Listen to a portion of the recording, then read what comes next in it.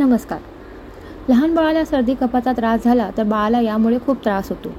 छाती कफने भरली जाते, त्यांचं नाक कोंदलं जातं, छाती घरघरते, श्वास घ्यायला त्रास होतो आणि अशा स्थितीमध्ये बाळाला दूधही व्यवस्थित पिता येत नाही. त्यामुळे हे त्रास कमी करण्यासाठी काही प्रभावी उपाय करणे फार गरजेचे आहे. बाळ जर 6 महिन्यापेक्षा लहान असेल तर बाळाला जास्ती औषधे देऊ शकत नाही. या वयाच्या बाळाला सर्दी, कफ, खोकला लवकर कमी करण्यासाठी प्रभावी असे 8 उपाय आज आपण पाहूया. बाळाला कफचा त्रास जाणवू लागताच हे उपाय करा, म्हणजे लवकरच बाळाला आराम मिळेल. ओवा लसणाची पोटली. तव्यावर 4 मध्यम आकाराच्या लसणाच्या पाकळ्या घ्या आणि थोड्या ओवा भाजा. गरम असतानाच या 2 पदार्थांना एखाद्या रुमालात बांधून त्याची चांगली पुरचुंडी म्हणजे पोटली बनवा. पोटली थंड झाल्यावर ती बाळाच्या उशाशी ठेवून द्या. त्या वासानेच बाळाची सर्दी पळून जाईल. तुम्ही ही पोटली थोडी कोमट झाली की त्याच्याने बाळाच्या नाकाला आपण शेकू शकता. जर बाळाचे नाक खूप जास्त गळत असेल, त्याला त्रास होत असेल, तर बाळाच्या नाकाला आणि छातीला पण तुम्ही बाळाच्याने शेकू शकता. मोहरीचे तेल. 1 चमचा मोहरीचे तेल घ्या. त्यात 1 लसणाची पाकळी टाका. त्यात थोडासा ओवा टाका. जर लवंग असेल तर लवंग टाकली तरी चालेल. या सर्व गोष्टींचे मिश्रण 1 मिनिटेपर्यंत गरम करून घ्या. लसूण पूर्णपणे करपू देऊ नका. आता गाळणी घेऊन हे मिश्रण गाळून घ्या. हे मिश्रण कोमट झाले की बाळाच्या छातीला, पाठीवर याच्याने मालिश करा. मी ही तेल बाळाच्या तळ हाताला आणि तळ पायाला लावले आहे आणि ते लावल्यानंतर बाळाचे हात आणि पाय हे मिठाने सॉक्स घालून झाकून दिलं आहे. यामुळे बाळाला गरमास बॉडीमध्ये गरमास तयार होते आणि बाळाची जी सर्दी आणि कफ आहे ते वितळण्यास मदत होते. लहान मुलांची स्किन ही खूप नाजूक असते आणि काही मुलं हे खूप सेन्सिटिव्ह असतात.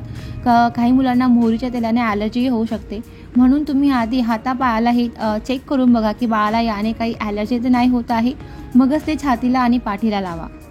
वेखण आणि जायफळ. तुम्ही जर बाळाला गुटी चालू केली असेल तर तुम्ही बाळाला वेखण आणि जायफळ उगाळून ते देऊ शकतात. बाळ जेवढ्या महिन्याचे असेल तेवढेच वेळे घेऊन वेखण आणि जायफळचा लेप बनवावा आणि तो बाळाला चाटवावा. जायफळ हे सहाणेवर उगाळून त्याचा लेप बाळाच्या छातीवर, माथ्यावर आणि बाळाच्या तळपायांना लावा. जेव्हा बाळ जास्त करून झोपलेला असेल तेव्हा हा उपाय करा. बाळाच्या शरीरावर 2 तासापर्यंत हा लेप राहू द्या. जायफळमधून उष्णता निर्माण होते, ती बाळाची सर्दी ठीक करण्यास मदत करते. बाळाला या उपायाने सर्दीपासून नक्कीच लवकर आराम मिळतो. नसल स्प्रे. जेव्हा बाळाचे नाक हे सर्दीमुळे खूप भरलेले असते तेव्हा तुम्ही नसल स्प्रेचे 2-2 थेंब बाळाच्या नाकात दिवसातून 3-4 वेळा टाकू शकता. प्रत्येक वापरापूर्वी बाटली चांगली हलवून घ्या. नसल स्प्रे हे स्तनपान करण्याच्या अर्धा तासाआधी बाळाच्या नाकात टाका, कारण जेणेकरून बाळाला मोकळेपणाने श्वास घेण्यास मदत होईल आणि बाळ हे आईचं स्तनपान घ्यायलाही तयार होईल. बाळाला आईचे दूध पाजा. आईचे दूध हे बाळासाठी अमृत समान मानले जाते आणि त्याचबरोबर आईच्या दुधामध्ये असे अनेक औषधी गुणधर्म असतात की ज्यामुळे बाळाच्या शरीरातील रोगप्रतिकारक शक्ती वाढण्यास मदत होते. त्याचबरोबर त्यांना आराम देखील मिळतो. जर आजारपणामुळे मुलं दूध पित नसतील तर अशा वेळी थोड्या वेळानंतर बाळाला अंगावरचे दूध अवश्य पाजावे. उबदार कापडाचा शेक. कॉटनचे कापड इस्त्रीच्या मदतीने किंवा तव्यावर गरम करून घ्या. आपल्या हाताने कापडाचे प्रथम तापमान तपासून घ्या. नंतर हळूवारपणे कापडाने बाळाच्या छातीवर, पाठीवर, कपाळावर शेकून घ्या. यामुळे सर्दी आणि खोकल्यापासून बाळाला मुक्तता मिळते. लसूण ओव्याची धुरी. 2-3 लसणाच्या पाकळ्या आणि 1 मूठभर ओवा तव्यावर भाजून घ्यायच्या आहेत. जोपर्यंत याच्यातून धूर निघत नाही तोपर्यंत गॅस चालू ठेवायचा आहे. या दोघी पदार्थांमधून जो धूर निघेल बाहेर तो धूर बाळाला द्यायचा आहे. याच्यामुळे बाळाचा जो कोंडलेला श्वास आहे तो मोकळा होण्यास मदत होते. न्यूबिलायझरने वाफ देणे.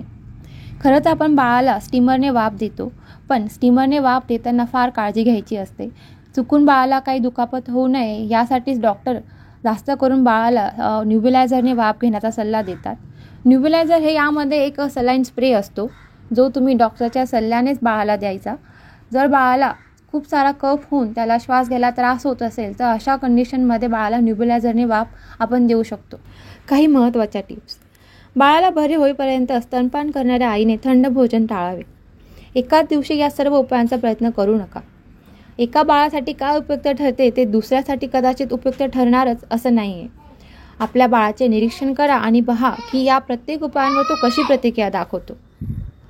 दिवसातून एकदाच ही पद्धत वापरा आणि सलग 2 दिवसांपेक्षा जास्त सुरू ठेवू नये. उच्च तापाकडे दुर्लक्ष करू नका. जर बाळाला जास्त ताप येत असेल, म्हणजे 99 डिग्रीच्या वरती जर जास्त ताप जात असेल तर लगेच तुम्ही डॉक्टरांचा सल्ला घ्या.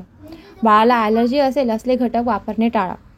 आजच्या या व्हिडिओमधील माहिती आपल्याला कशी वाटली हे आम्हाला कमेंट करून नक्की सांगा.